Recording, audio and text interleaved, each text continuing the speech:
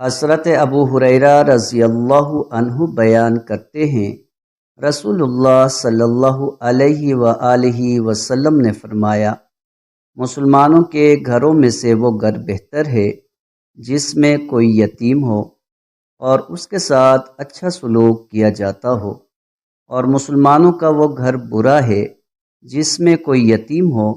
اور اس کے ساتھ برا سلوک کیا جاتا ہو۔ مشکوٰۃ المصابیح حدیث نمبر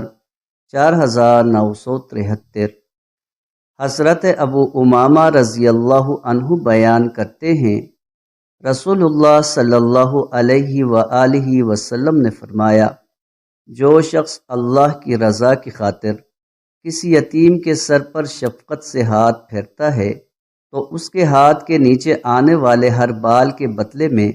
اسے ایک نیکی ملتی ہے، اور جو شخص اپنے زیر کفالت کسی یتیم بچی یا بچے کے ساتھ اچھا سلوک کرتا ہے تو وہ اور میں جنت میں اس طرح ہوں گے۔ اور آپ صلی اللہ علیہ وآلہ وسلم نے اپنی دونوں انگلیاں ملائیں۔ مشکوٰۃ المصابیح حدیث نمبر 4974۔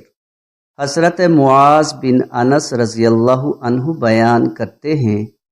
رسول اللہ صلی اللہ علیہ وآلہ وسلم نے فرمایا، جو شخص کسی مومن کی عزت کسی منافق سے بچاتا ہے تو اللہ ایک فرشتہ بھیجے گا جو روز قیامت اس کے گوشت کو جہنم کی آگ سے بچائے گا، اور جس نے کسی مسلمان شخص پر اس کو بدنام کرنے کے لیے کوئی تہمت لگائی تو اللہ اس کو جہنم کے پل پر روک لے گا حتیٰ کہ وہ سزا بھگت کر اپنی کہی ہوئی بات سے پاک ہو جائے۔